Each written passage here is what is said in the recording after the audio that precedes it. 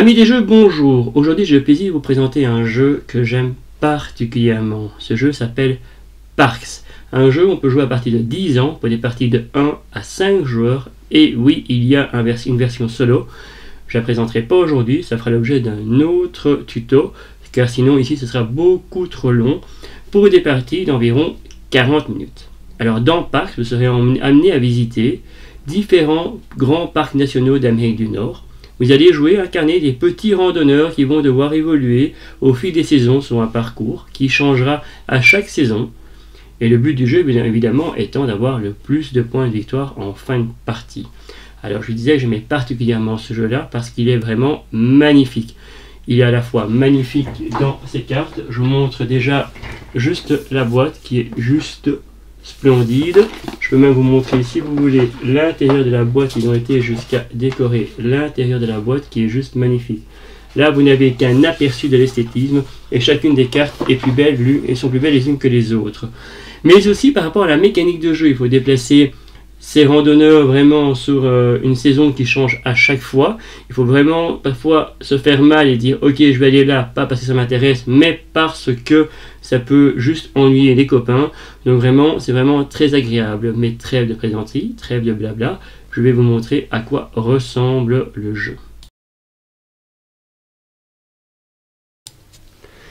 Et bien voilà, on se retrouve pour la mise en place de Parks. Alors pour commencer, il va falloir mettre le plateau de jeu au milieu de la table, au milieu de tous les joueurs, qu'il soit accessible à tout le monde. Donc le voici, le voilà. Comme ceci, on va essayer de mettre un tantinet droit, ce sera quand même mieux. Ensuite, il va falloir venir mettre de part et d'autre le bac avec les différents jetons. Le mieux, c'est de mettre de part et d'autre, ce sont les différentes ressources. Et comme vous pouvez le voir, c'est vraiment à chaque fois un beau bac bien fait, bien fermé. Pour le rangement, c'est très pratique, c'est très bien fait. Ils ont même poussé le détail jusqu'à mettre Parks sur les couvercles des boîtes. Voilà, et je mets l'autre ici. Ça sort un peu du champ. Voilà, comme ça, on voit bien tout ce qui se passe. Ensuite, il va falloir venir placer après ça, après les bacs des jetons, il va falloir mélanger les différentes cartes Parks. Alors, les différentes cartes Parks, elles sont vraiment toutes aussi jolies les unes que les autres. Je vous en montre quelques-unes. Voilà une.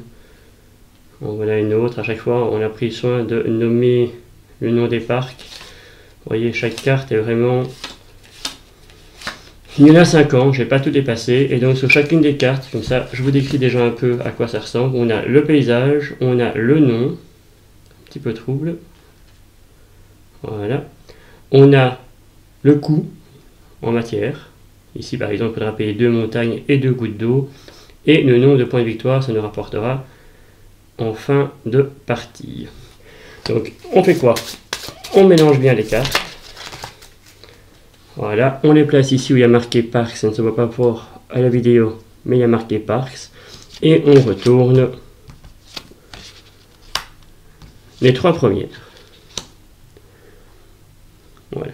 Ensuite, on va faire la même chose avec les cartes équipement. Les cartes équipement sont symbolisées comme ceci, avec un petit sac à dos et un petit personnage. Et il y en a de 2 natures. La première, ce sont des cartes équipement qui vont vous permettre de, par exemple, c'est un peu trouble, on va essayer de régler ça.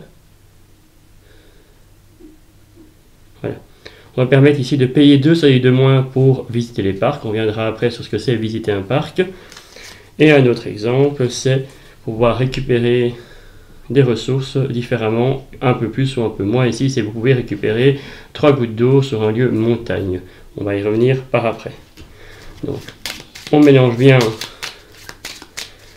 nos différents équipements et tout comme les parcs, on retourne les 3 premiers. Alors, je ne vous l'ai pas dit, mais sur les cartes équipements, on voit parfois marqué 3, 1 ou 2 soleils. Ce sont les coûts de nos différentes cartes. Ensuite, eh bien, on va venir chercher les cartes gourdes. Alors, les cartes gourdes sont des cartes que les joueurs en ont une en début de chaque partie. Ils peuvent éventuellement en racheter par après sur le parcours. Alors, les cartes gourdes se présentent comme ceci. Elles sont représentées le verso par un petit plus avec une gourde. Et de l'autre côté, ben, on le voit un dessin d'une gourde avec une goutte d'eau qu'il va falloir venir remplir et on voit ce que ça rapporte. Donc ce qui est ici en dessous, c'est ce que ça rapporte ou l'action qu'on peut faire. Ici par exemple, on voit que ça rapporte une forêt. Ici, on verra après ça les différents jetons, mais on voit ici qu'on peut échanger un jeton n'importe lequel contre un joker, parce qu'en fait, je vous montrerai par après les différents types de jetons. Et ici, ben, ça nous dit qu'on pourrait éventuellement réserver un parc, si on fait l'un ou l'autre, pas les deux, bien évidemment. Donc, on place les gourdes et on en distribue. Ici, nous allons faire une partie à 3 joueurs à chaque joueur. Voilà. Vous avez un autre exemple, je vais vous en donner une différente. On va un peu tricher. Voilà, voilà. Et on remet les gourdes à leur place. Ensuite viennent ce qu'on appelle les cartes calendrier. Les cartes calendrier, ce sont des cartes d'objectifs. Donc voilà, elles sont présentées avec un petit calendrier. Et donc les objectifs, ils sont vraiment divers et variés. Ici, par exemple, il faut visiter 5 parcs avec de l'eau pour gagner 2 points de victoire en fin de partie. Ici, il faut visiter 7 parcs avec de l'eau pour gagner 3 points de victoire en fin de partie. Évidemment, ils ne sont pas cumulatifs, c'est soit 3, soit 2. Il ne faut pas commencer à dire ben, j'en ai visité 7, donc de part j'en ai visité 5 aussi, donc j'ai à la fois 3 points et 2 points. Il y a ici, par exemple, il faut avoir 12 types de ressources d'un seul genre. Enfin voilà, il y a vraiment différents types d'objectifs. On les mélange. Voilà. On en donne 2 à chaque joueur et les autres sont remis dans la boîte, on n'en a plus besoin jusqu'à la fin de la partie. Les joueurs regardent secrètement leurs cartes et choisissent leur objectif de partie.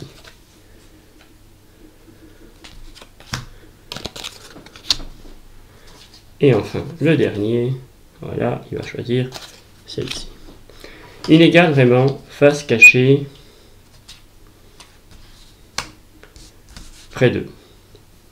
Ensuite, nous devons distribuer, enfin nous devons plutôt placer et mélanger les cartes saison. Les cartes saison, mais ils ont un arrière aussi un peu particulier, on le voit, il y a une espèce de soleil, de fleurs, je ne sais pas exactement ce que ça représente, et une cascade que, si vous vous souvenez, on retrouve finalement sur la boîte.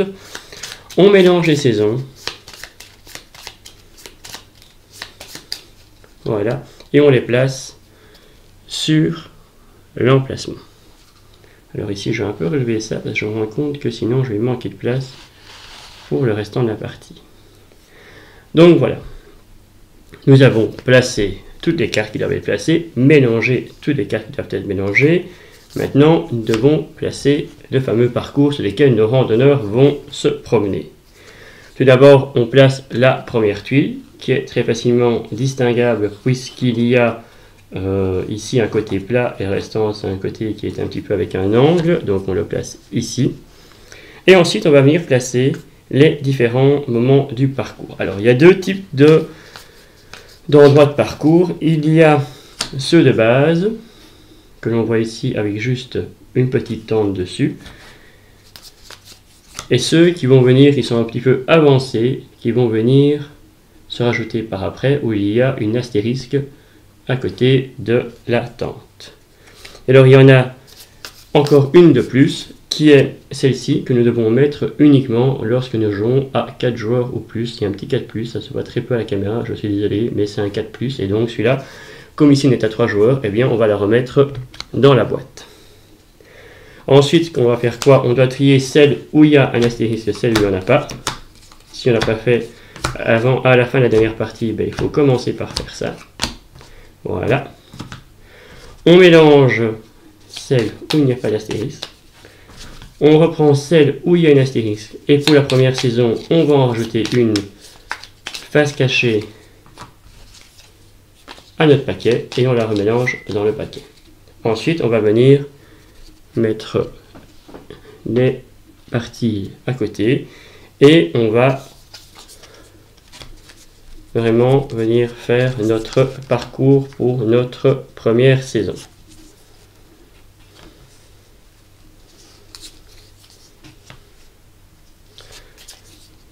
Voilà, et vous voyez qu'évidemment chaque morceau de parcours apporte des choses différentes.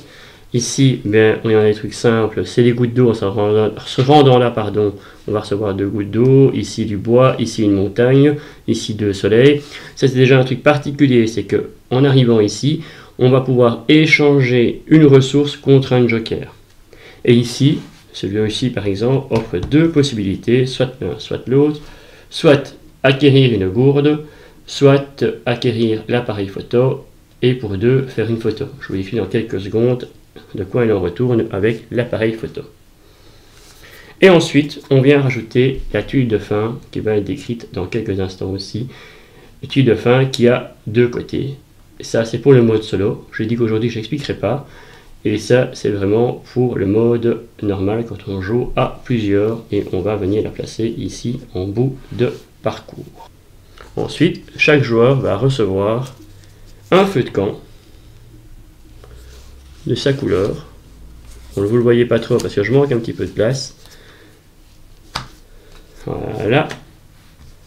Ainsi que 2 randonneurs de la même couleur que son feu de camp. Pour l'instant, on va les placer sur le feu de camp. On ne va pas encore les placer sur le parcours. Voilà. Et les 2 randonneurs bleus également. Donc voilà. Une fois que c'est fait, on va devoir choisir qui est le premier joueur. Et encore une fois, ils ont vraiment fait du très beau matériel puisque c'est un petit jeton en métal. Et alors, en gros, qui sera le dernier joueur? Et le dernier joueur recevra l'appareil photo qui lui permettra d'avoir certains petits privilèges en fin de saison. Disons que ça va être moi le premier joueur et le joueur qui est à ma gauche, c'est-à-dire celui qui va devoir jouer en dernier lieu, sera le dernier joueur et aura droit à avoir l'appareil photo pour lui. Voilà, voilà. La partie va se dérouler en 4 saisons et à la fin de la 4e saison, donc de la 4e manche, on fera le total, celui qui a le plus de points de victoire aura gagné.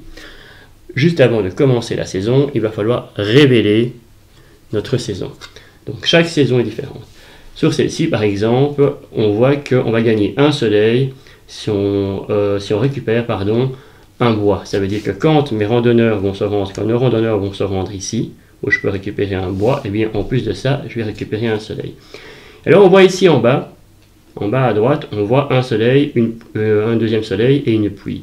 C'est ce que la météo va nous offrir, c'est ce que sur le parcours on va pouvoir récupérer des petits jetons, des petites données en plus. Et donc ici, on va devoir faire ceci.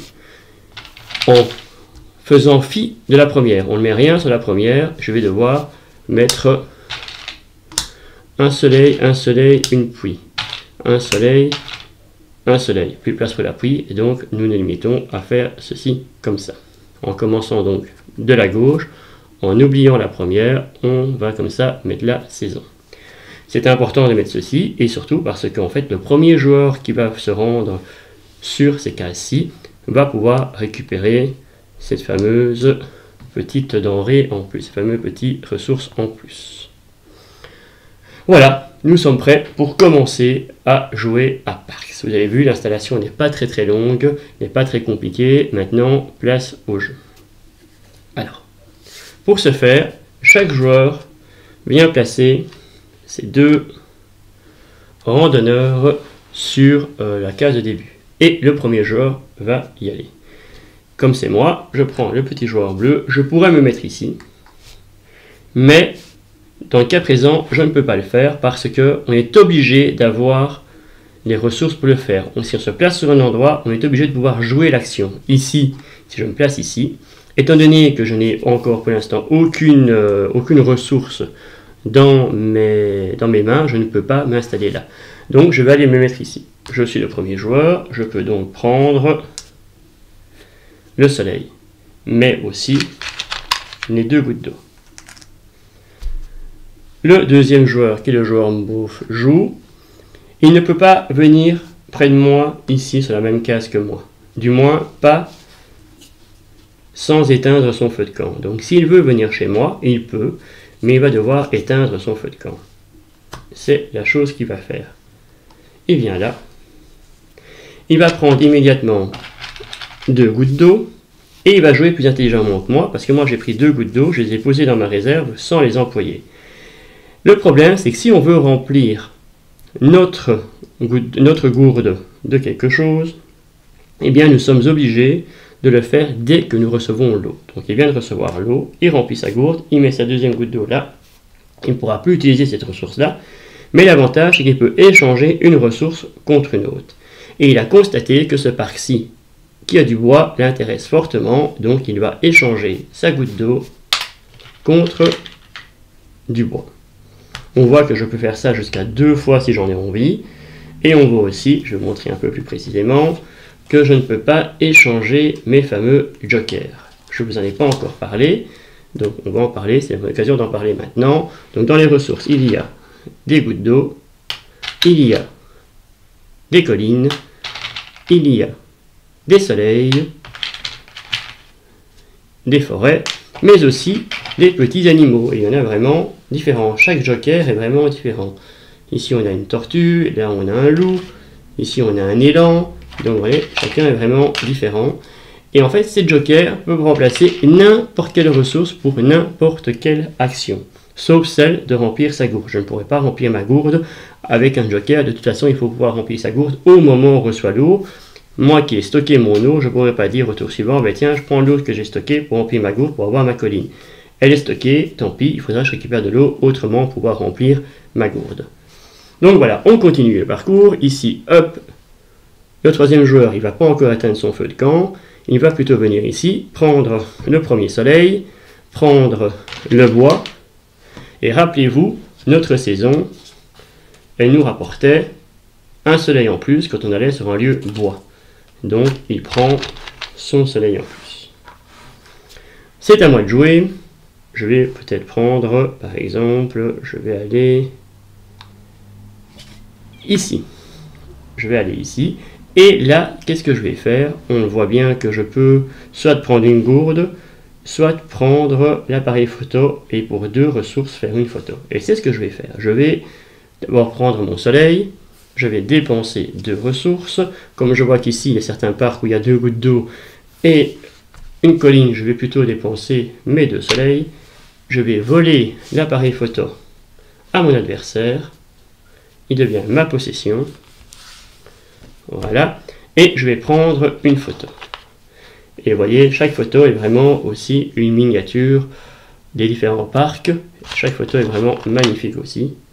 Donc je prends une photo, et mes photos, en fin de partie, vont me rapporter un point de victoire. Elles ont tous le même point de victoire, donc pas de souci, on peut même éventuellement choisir sa photo. Si on a envie d'avoir un joli petit décor, il n'y a aucun souci avec ça, on peut le faire, parce que chacune va être le même point de victoire.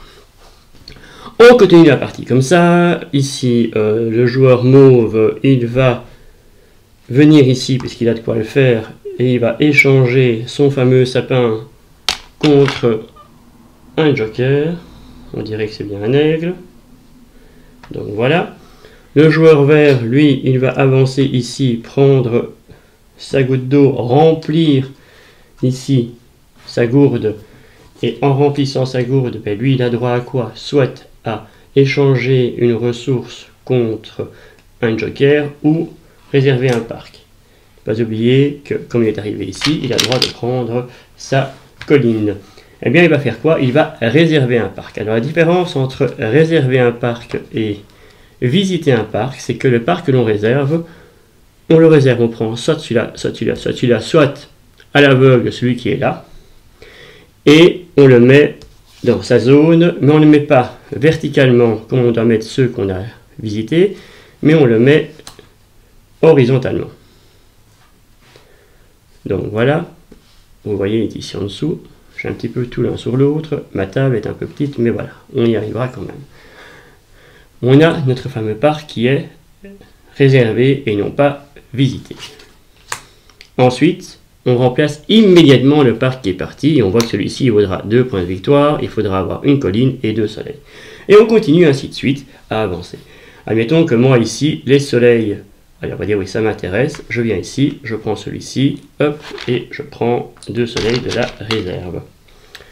Le joueur mauve joue, il avance ici, il prend sa fameuse forêt, plus, n'oublions pas la saison, son soleil, et il le met ici. On continue ainsi de suite. C'est au joueur vert qui lui va venir ici, il va prendre 2 gouttes d'eau, voilà, et on va continuer ainsi de suite. Arrivé ici, sur la dernière tuile, eh bien nous avons 3 possibilités. Première possibilité, c'est réserver un parc, et on voit que le premier joueur qui vient réserver un parc, il peut se mettre ici, et éventuellement voler le jeton premier joueur à celui qui l'a. Alors vous allez me dire, jouer en premier, ça peut avoir son importance, oui, surtout, mais en fin de partie, ce fameux jeton premier joueur apporte 1 point de victoire à celui qui l'a. Il peut également venir ici pour acheter un équipement. Alors, on viendra ici, sauf le premier joueur, ou les 2 premiers joueurs si on joue à plus que 4, il peut venir se mettre ici, et il payera 1 soleil de moins, souvenez-vous, hein, on achetait pour 3 soleils par exemple celui-ci. Si maintenant je viens, je me place ici, je peux acheter pour 2 soleils cet avantage-ci. Et dernière chose, c'est se placer ici pour pouvoir permettre l'achat d'un parc, n'importe lequel qui est ici visible. À l'inverse de ceux que l'on réserve, on est bien obligé d'acheter un parc visible puisque sinon on ne sait pas quel est le coût qu'on va devoir mettre. Donc voilà.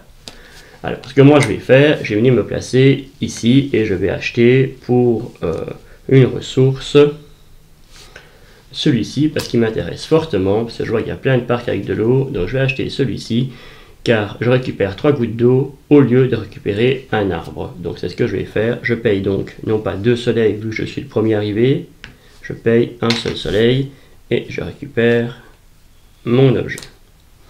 La partie se fait ainsi de suite, hop, on finit. Les joueurs sont arrivés ici, ici il y en a un qui a réservé, ici il y en a un qui a acheté un autre, j'ai oublié de changer directement ici. Enfin, vous avez compris le principe. À partir du moment où on a tous les personnages qui sont arrivés ici, le dernier qui serait à la traîne sur le parcours va être obligé, sans pouvoir faire d'autres arrêts, de revenir au point de départ. Donc on voit bien que le mauve lui s'est mis ici, donc il va récupérer le jeton premier joueur, et donc lui va devoir se mettre n'importe où, on va dire qu'il va se mettre ici pour réserver à un autre parc éventuellement. Donc voilà, ils ont tous fait l'histoire. Ceux qui ont acheté les parcs, quand ils ont assez de denrées, ben celui-ci par exemple, il a assez de choses pour acheter un parc. On va un petit peu tricher, on va juste dire qu'il avait une colline à la place d'avoir sa forêt. On voit qu'il a ici, il nous fallait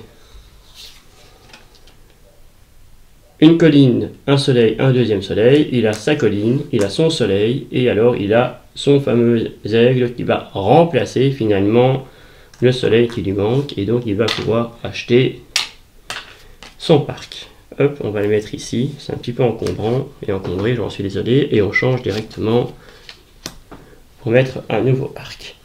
À la fin de la saison, quand la saison est terminée, le possesseur de l'appareil photo peut, s'il le veut, acheter une photo, mais non plus pour 2 ressources, mais pour une ressource de son choix. Comme j'ai l'appareil photo, c'est ce que je vais faire, je vais acheter pour un soleil une nouvelle photo. Voilà. Je vais préciser un truc. La personne qui a employé son feu de camp peut, dès qu'un de ces personnages est arrivé ici à destination, retourner son feu de camp pour le mettre à son autre personnage, son autre randonneur, pardon, éventuellement retourner à un endroit où il y a un autre joueur. Ok ? En fin de partie, en fin de saison, qu'est-ce qui se passe? On vide les gourdes qui sont remplies, on retourne les éventuels feux de camp. Celui-là, il avait été acheté, donc je vais le remettre comme ça. Voilà. On reprend les randonneurs de chaque joueur, on les remet au début. Voilà. On va agrandir le parcours, on reprend tout ceci. on prend dans le paquet ici, au hasard, une autre pièce du parcours. On mélange avec le reste. Voilà. Et on place les nouveaux éléments du parcours. Voilà. La saison qui est terminée, on l'enlève, on en prend une nouvelle. Et ici, ben voilà. Ici, on voit que les équipements coûtent un soleil de moins à l'achat et on voit qu'on doit commencer. Le temps est un petit peu maussade, il y a un petit nuage, donc puis soleil, puis soleil, puis soleil. Toujours en oubliant de mettre à la première. Et donc, on commence, puis soleil, puis soleil, puis soleil. Donc voilà. On commence la deuxième saison, on fait la deuxième saison comme la première, etc. Arrivé en fin de quatrième saison, ben nous aurons 2 morceaux en plus. Et c'est dès que la quatrième saison est terminée que nous devons faire le calcul des points. Petite précision que j'ai oublié de faire, nous ne pouvons jamais, au grand jamais, dépasser 12 ressources. Si j'ai 12 ressources et que je dois éventuellement encore en prendre une 13e ou une 14e, je peux les prendre, mais immédiatement je dois choisir quelles ressources je vais jeter pour ne pas en avoir plus que 12. C'est maximum 12 dans nos mains. Admettons que la partie est terminée, on a acheté chacun quelques petits parcs. Voilà, moi j'ai acheté 2 parcs, ici on a acheté un, on a vraiment très mal joué parce qu'on a acheté très peu de parcs. Et là, on commence à faire le total des points. Donc j'ai un parc à 2 points, j'ai un parc à 5 points, ça me fait 7 points. J'ai 2 photos, ce qui nous monte à 9 points. Mon voisin qui est encore plus mal joué, le malheureux, il n'a que 2 points avec son seul parc. Et le voisin ici, il a 2 points, plus 1 point grâce au jeton premier joueur. Donc pour l'instant, il est à 3 points. Voyons si nos objectifs sont atteints. Vu qu'on n'a pas joué la partie, ils ne seront pas atteints. Donc on n'a pas des points de bonus d'objectif. Mais normalement, avec une partie jouée normalement, il y a peut-être moyen d'avoir ces points d'objectif gagnés. Donc voilà, on fait le calcul des points. Celui qui a le plus de points de victoire, eh bien, remporte la partie.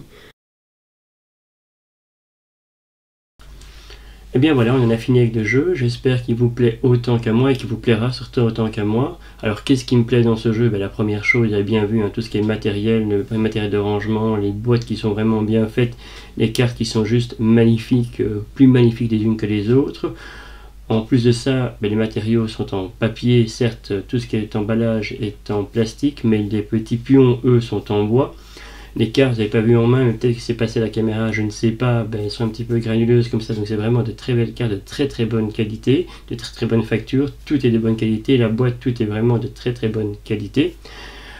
En ce qui concerne la mécanique du jeu, eh bien j'aime beaucoup cette idée de placement d'ouvriers, même si ce n'est pas réellement du placement d'ouvriers, mais vraiment le fait de faire promener nos voyageurs comme ça, nos explorateurs d'une case à une autre, le fait que chaque saison n'est pas la même, donc chaque partie ne sera pas la même, et plus on est de joueurs, plus ça devient compliqué et stratégique d'anticiper, de ne pas forcément aller là où on veut aller, mais peut-être là où on empêchera les autres d'aller pour pouvoir continuer à progresser et continuer à prendre des points de victoire.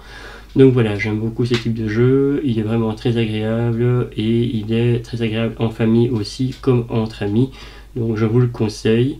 Alors Parks, nous, on y joue, et vous y jouez ?